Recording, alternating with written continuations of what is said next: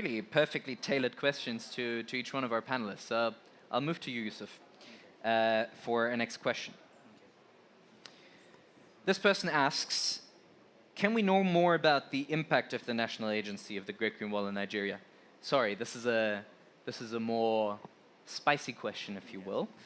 Do you have some examples to illustrate your success? You know, some examples of the engagements you've had over the last couple of months, where you've really seen your work take shape and have impact. Maybe we can see who asked that question as well.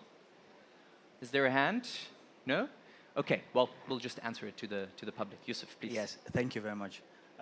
Dr. Birgi, you were there at COP15.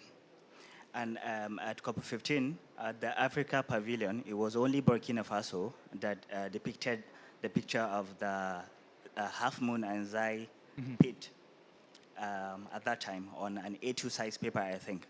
I saw it and I was impressed. I was moved. And so I told them, some of them, that yes, I'm going to implement this and also adapt the Growers' water box, the Dutch invention. Now we've done both.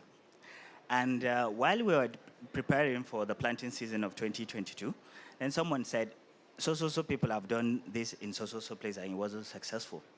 Then I said, it's because you have not dug the Zai pit. Then some of our field officers went to an extra mile and then procured the cow dung or from the other smaller ruminants and then inserted it inside that pit. Now we have about 80% success rate of the planting of 2022. This is something that you can zoom in with your Google Earth, and if you check back the records, you will see there, to the extent that one of the major countries in the Southeast Asia saw it and then associated herself without even our knowledge, saying they're the one carrying out a particular program. The field officer called my attention and I said, that's fine. Because may his soul rest in peace, Yakubu Sawadego, he gave the world what, according to what I read somewhere, professors couldn't give the entire world for so many years. So we're doing it and it's happening, and you can verify it on Google Earth. You will see them, that there's a lot of changes compared to what we've been doing previously. So does that answer the question? Yes, absolutely. But that is on the surface. That is on the surface of the earth. Now, if you remove political boundaries, you know that the element knows no limit. Yeah? So, but talking about the people now, the people, why are we here at this conference? Energy transition. Finding cleaner ways of cooking, not making or cutting or destroying or any other words that you could use, deforestation of some of our investments, right? So in order to achieve what? To limit the temperature, 1.5, a long story from cut short, right? So that is basically what we're doing, trying to see that we support the target population in those communities living within and near the GGW area, for them to be able to cook in a sustainable manner, for them to be able to construct in a sustainable manner, and to also carry out their agricultural activities in a sustainable manner. Now, for example, according to FAO standard, for example, if she is to, or you are to, make use of a ridger or a plow or a harrow to till a particular surface of the earth that is not previously been used, it will be declared as a regeneration technique and it will be counted on.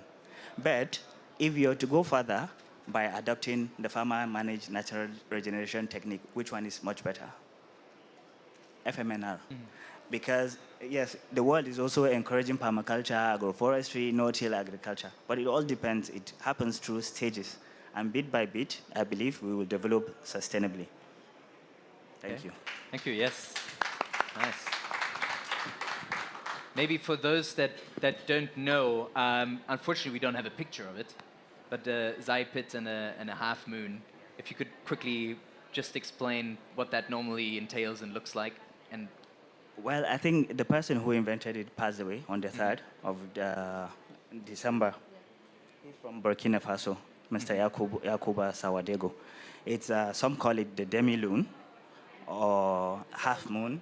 Yes, where a semi-cycle did like an excavation that will eventually form a ridge, in which if water goes in, it will not escape easily, and then it will soak up. And then you don't stop at that. You also dig a pit in which you're going to put some cow dung in it. By putting a cow dung in it, it will encourage insects or termites to come up from beneath the earth to create a pathway to the cow dung. And once they feed on it, and then it creates channels in which the water could go deeper. So instead of having a splash rainfall that would just gush away and pass without making use of it, it stays there for quite some time and gives moisture to anything that you plant there, be it crops or trees. Yes, perfect. Thank you, Yusuf. I asked you to clarify because it really illustrates how many incredible techniques and tools we have at our availability that are also not necessarily very expensive, right? In the case of FMNR, something very simple. It comes at a cost. Well, we refrain from putting a cost on it, but it oscillates somewhere between $20 and $30 per hectare restored, I assume. Tony, you correct me if I'm wrong. But it's really solutions that can work in communities without a lot of investment, right? Again, trying to move towards an understanding of community members that this is something that can help them, right? Not necessarily providing the finance, but rather making sure that there's some kind of change in the way that people approach the situation, right? And I think also something that you spoke about, Yusuf, is quite interesting. You're referring to, you know, the energy transition, you're referring to clean cooking. And I think that's really something that, if you haven't been engaged with the Great Green Wall over the last 2 or 3 years, has been a big development, the rethinking of the Great Green Wall to really be a holistic initiative to develop productive and green landscapes across the Sahel and the Horn of Africa. We're not just focused on tree planting. We're really looking at all kinds of activities that can help restore the landscapes, that can create healthier soils, that can create healthier livelihoods and more sustainable livelihoods. So thank you also for making that point, because I think it's really important when we speak about the Great Green Wall that that is spread, right? Because there's still a conception out there that the Great Green Wall is just us planting a 15-kilometer wide band of trees across the Sahel and the Horn of Africa, right? It's much more. You also mentioned something else, and that's going to be a nice segue to my question for Birgi.